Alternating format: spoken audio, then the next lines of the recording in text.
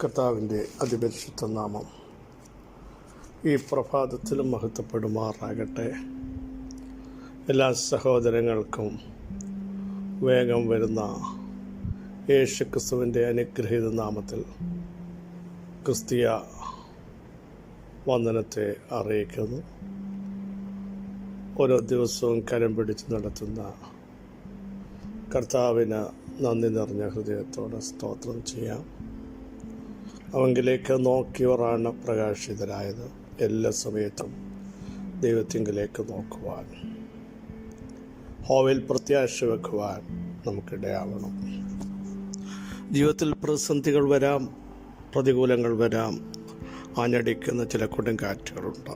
പക്ഷേ കാറ്റിനെയും കടലിനെയും നിയന്ത്രിക്കുന്നവൻ.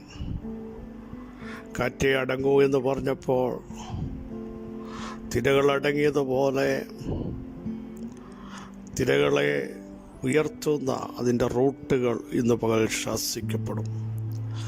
അതിൻ്റെ പിന്നിൽ പ്രവർത്തിക്കുന്ന ചില കാറ്റുകളെ സ്വർഗം ശാസിക്കുകയാണ്. മുൻപോട്ട് പോകുമ്പോൾ ജീവിത പടകിനെ തകർത്തു കളയുന്ന ചില തിരകൾ സർവശക്തനായ കർത്താവിൻ്റെ ശബ്ദത്തിൻ്റെ മുമ്പിൽ ശാസിക്കപ്പെടുകയാണ്. ദൈവം അത്ഭുതങ്ങളുടെ ദൈവമാണ്. ദൈവം വീര്യം പ്രവർത്തിക്കുന്ന ദൈവമാണ്. അവിടുത്തെ കരം ഇന്നും നമുക്ക് വേണ്ടി നീട്ടും. ഏത് വിഷയത്തിലാണ് അല്ലെങ്കിൽ ഏത് അവയവങ്ങളിലാണ് ദൈവപ്രവൃത്തി വരേണ്ടത് ഏൽപ്പിച്ചു കൊടുത്താട്ട് നമ്മുടെ ശരീരം ദൈവത്തിൻ്റെ മന്ദിരമാണ്.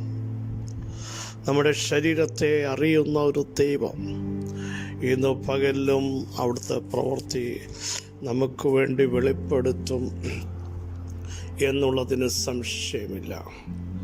ഞാനോ യഹോവയിങ്കലേക്കാണ് നോക്കുന്നത്. സ്തോത്രം. പ്രിയരെ,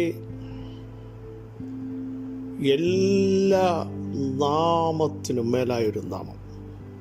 ആ നാമത്തിൻ്റെ ശക്തി നമ്മളൊന്ന് തിരിച്ചറിയണം.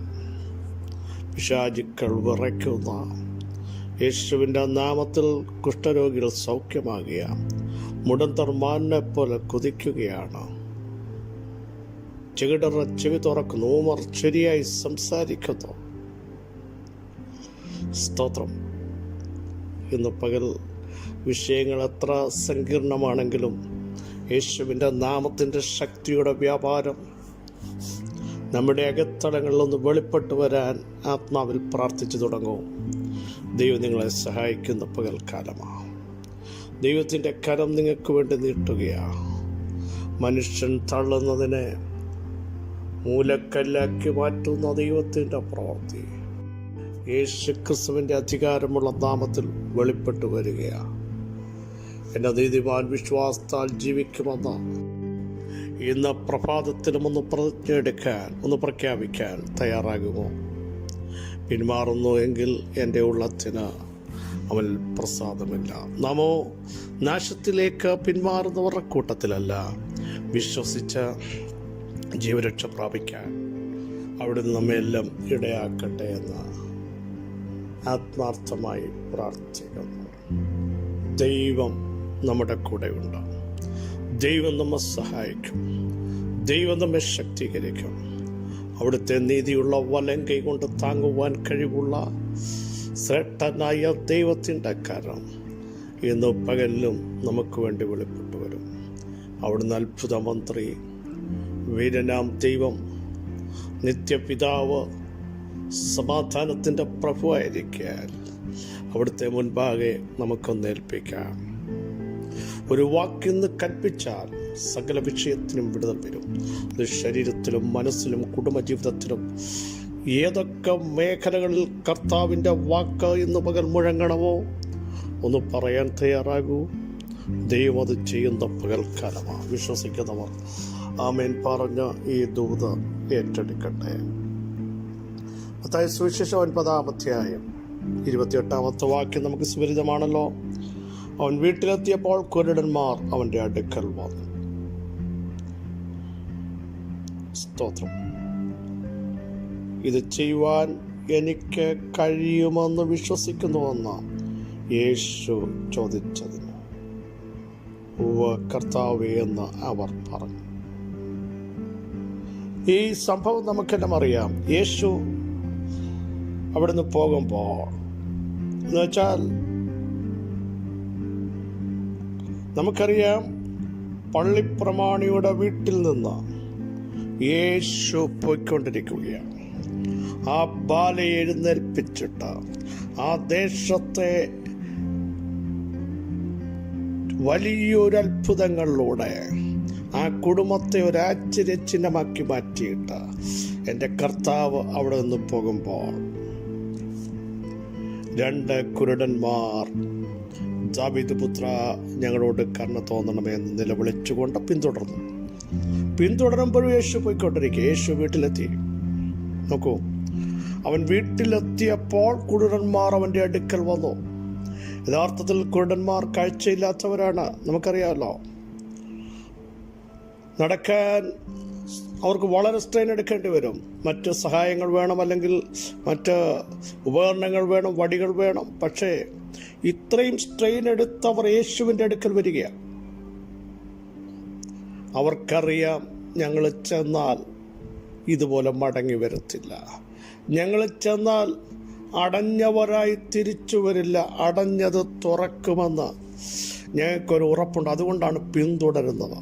ഇന്ന് പകൽ ചില പ്രതിസന്ധികൾ മുമ്പിൽ വരുമ്പോൾ, അയ്യോ അന്നേരം ഞാൻ പ്രാർത്ഥിച്ചിട്ട് മറുപടി കിട്ടിയില്ല, ഇനി പ്രാർത്ഥന നിർത്തും എന്ന് പറഞ്ഞ് അതിന് ഫുൾ സ്റ്റോപ്പ് ഇടാതെ യേശുവിൻ്റെ നാമത്തിൽ വീണ്ടും പ്രാർത്ഥനയിൽ പിന്തുടരുക. വിശ്വാസത്തിൽ ശക്തമായി മൂവ് ചെയ്യുക. ദൈവത്തിന് വേണ്ടി അവിടുത്തെ പ്രവൃത്തിക്ക് വേണ്ടി കാത്തിരിക്കുക. നമ്മൾ തകർന്നു പോവില്ല, നമ്മൾ ക്ഷീണിച്ചു പോവില്ല. നമ്മുടെ ബലം ക്ഷയിക്കുമ്പോൾ അയ്യോ ഇനി എനിക്ക് പറ്റില്ല എന്ന് പറഞ്ഞ് പ്രാർത്ഥന നിർത്തരുത്.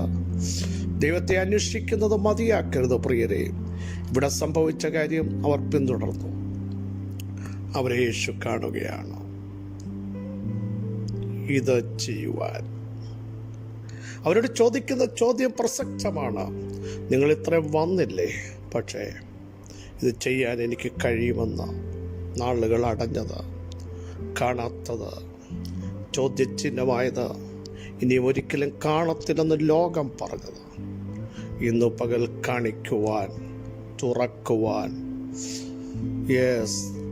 ആരുടെയും സഹായമില്ലാതെ മൂവ് ചെയ്യാൻ എനിക്ക് കഴിയും എന്ന് നിങ്ങൾ വിശ്വസിക്കുന്നുവോ? പിന്തുടരുന്നവരോട്, ഇന്നു പകൽ പ്രാർത്ഥിക്കുന്നവരോട്, ആരാധിക്കുന്നവരോട്, ഇനിയും ഒരു വിടുതൽ കാണാൻ പറ്റുമോ എന്ന് ചിന്തിക്കുന്നവരോട് ദൈവത്തിൻ്റെ ആത്മാവിന് പറയാനുള്ള ശക്തവും വ്യക്തവുമായ സ്നേഹം അവിടത്തേക്ക് ചെയ്യാൻ കഴിയും. നിങ്ങൾ വിശ്വസിക്കണം. പ്രാർത്ഥിച്ചത് വെറുതെ ആയില്ല. സക്കറിയാവിനോട് ചോദിച്ചാൽ വേണമെങ്കിൽ സക്കറിയാവിന് നമ്മളോട് പറയാനൊരു മറുപടി ഉണ്ട്. പലരും പ്രാർത്ഥന നിർത്തിയിട്ടുണ്ട്. പക്ഷേ ഞാൻ പ്രാർത്ഥന തുടർന്നു കൊണ്ടിരുന്നത് കൊണ്ടാണ് എൻ്റെ മേലൊരു അരുളപ്പാട് വന്നത്. സക്കറിയാവേ, നിൻ്റെ പ്രാർത്ഥനയ്ക്ക് ഉത്തരം. വാർദ്ധക്യമായില്ലേ ആ മനുഷ്യൻ, പക്ഷേ പ്രാർത്ഥന നിർത്തിയില്ല. അന്നേരം 1 വർഷമോ 10 വർഷമോ ആ സബ്ജക്റ്റിൻ്റെ വിടുതൽ കാണാത്തത് കൊണ്ടാണ് ഇനി പ്രാർത്ഥിക്കത്തില്ലെന്ന് പറഞ്ഞില്ല.